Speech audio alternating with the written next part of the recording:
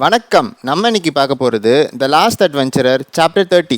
Last சாப்டரில் டிபோ, கிரி, Ralph அவங்க 3 பேரும் செகண்ட் கேட்ல இருந்த அந்த பாஸ் மான்ஸ்டர் கூட சண்டை போட்டுட்டு இருந்ததை நமக்கு காட்டினாங்க.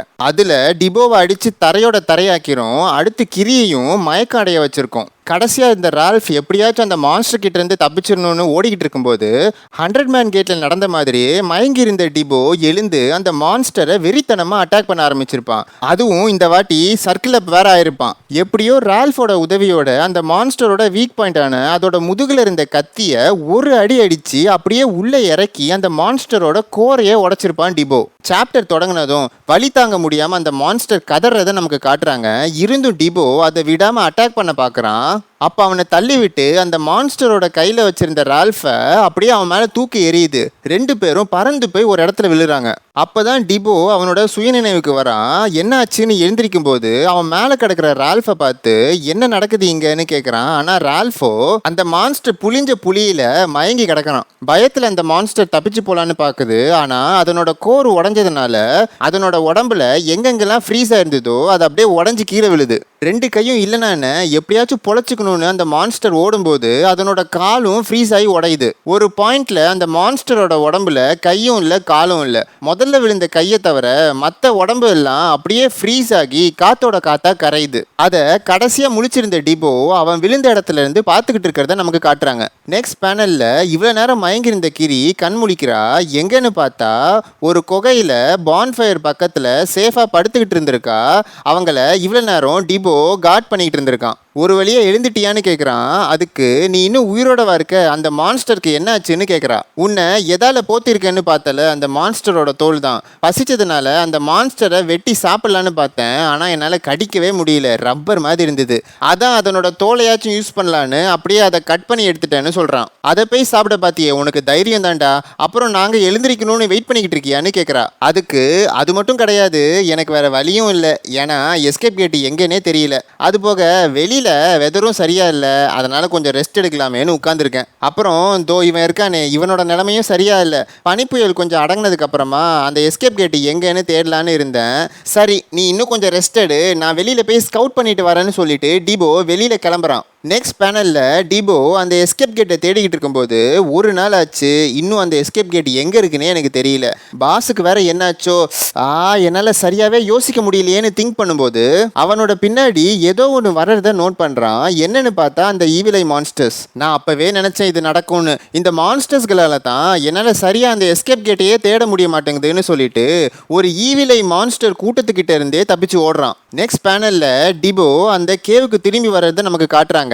அப்ப தூங்கிட்டு இருந்த கிரி எழுந்து, வந்துட்டியா, அந்த எஸ்கேப் கேட்டை கண்டுபிடிச்சியான்னு டிபோவை பார்க்கும்போது ஷாக் ஆகி, என்னடா ஆச்சு உனக்கு, உடம்பெல்லாம் காயமா இருக்குன்னு கேட்குறா. அதுக்கு காலை வணக்கம் மேடம், நான் போன வழியில கொஞ்சம் ஸ்பீட் பிரேக்கர்லாம் இருந்துச்சு, அவ்வளோதான்னு சொல்றான். அதை கேட்டதும், என்னது மான்ஸ்டர்ஸ்லாம் இன்னும் வெளியில இருக்கா, அப்போ நீ தனியாக போய் எஸ்கேப் கேட்டை தேடுறது ரொம்ப ஆபத்தானது, நானும் வரேன்னு சொல்கிறா. அப்போ டிபோ, யாராச்சும் இந்த ரவுடின்னு சொல்லிட்டலவனை பார்த்துக்கணும்ல, நம்மெல்லாம் ஒரே டீமாக வேற போயிட்டோம்னு சொல்கிறான். அதுக்கு என்ன சொல்கிற நீ ஒருத்தனே இந்த பொறுப்பை சுமக்கணும்னு தேவையில்லைன்னு கிரி சொல்லும்போது, கொஞ்சம் உன் திருவாயை மூடுறியா, நான் ஆல்ரெடி தேடி முடிச்ச இடத்த மறுபடியும் போய் நீ தேட போறியா, எதுக்கு இதெல்லாம், ஒருத்தம் பண்ணுறது தான் சரியாக இருக்கும், எதை பற்றியும் யோசிச்சு உன்னோட எனர்ஜியை வேஸ்ட் பண்ணாமல் பேசாமல் படுன்னு சொல்லிட்டு டிபோ அவன் பாட்டுக்கு படுக்கிறான். அப்போ கிரி யோசிக்கிறா, யாரா இவன் ஹீரோயிசம் காட்டுறேன்னு சொல்லிட்டு அவனையே அவன் வருத்திக்கிறான்னு. நெக்ஸ்ட் பேனல்ல டிபோ ஒரு ஈவிலை மான்ஸ்டர் கூட்டத்தோட சண்டை போட்டுட்டு இருக்கிறத காட்டுறாங்க. அப்போ வேற எங்கேயும் தப்பிக்க முடியாம ஒரு கிளிஃபோட எட்ஜில் நின்றுட்டு இருக்கான். நல்லா மூச்சு வாங்கிட்டு எதுக்காக இங்க இவ்வளோ கோல்டா இருக்குன்னு கேட்குறான். அதே சமயத்தில் அந்த மான்ஸ்டர்ஸும் அவனை அட்டாக் பண்ணுது. அப்போ ஒரு மான்ஸ்டரோட அட்டாக்கை அவனோட போலார்மை வச்சு தடுத்தபடியே இன்னொரு கையை வச்சு அந்த மான்ஸ்டரோட கண்ணை குத்திட்டு அந்த மான்ஸ்டரும் அவனும் அந்த கிளிஃபுக்குள்ள விழுறாங்க. விழுந்ததுல அந்த மான்ஸ்டரோட கதை அவ்வளவுதான். தத்தி தவறி எழுந்திருக்கும் போது கொஞ்சம் ஓவரா தான் ரிஸ்க் எடுக்கிறோமோ, இந்த வாட்டி என்னோட கதை அவ்வளவுதான்னு சொல்லிட்டு ஏதோ ஒன்றை பார்த்து ஷாக் ஆகுறான்.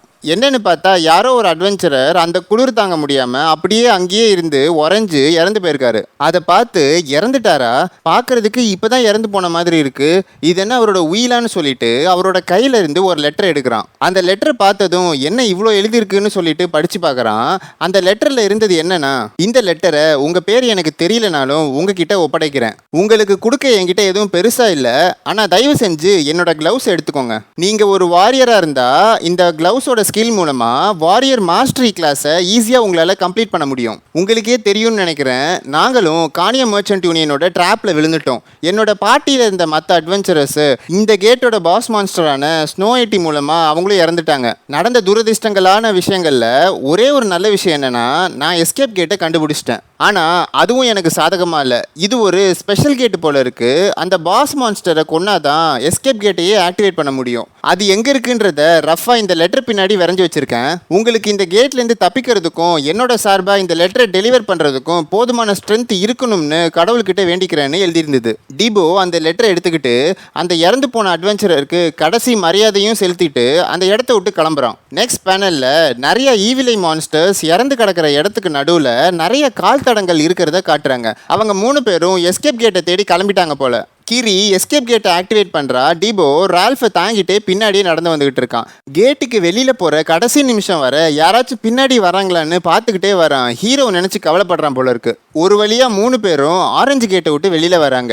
இப்போ என்ன பண்ணுறதுன்னு கிரியை பார்த்து டிபோ கேட்குறான். அதுக்கு முதல்ல எல்பாமே உயிரோடு இருந்தானா அவன் கூட ரீக்ரூப் பண்ணும். இப்போ நம்ம இருக்கிற நிலைமைக்கு நீ நானும் சரி நானும் சரின்னு கிரி பேசிகிட்டு இருக்கும்போது, பாருடா நீங்கள் தப்பிச்சு வர்றதுக்கு வாய்ப்பு இருக்குன்னு தான் நினச்சேன், ஆனால் நான் நினச்ச மாதிரியே நீங்களும் வந்துட்டீங்களே, அப்போ கோஸ்ட்டு நிஜமாவே இறந்துட்டானான்னு கேட்டுட்டு நிறைய அசாசின்ஸ் அவங்க 3 பேரை நோக்கி நடந்து வராங்க.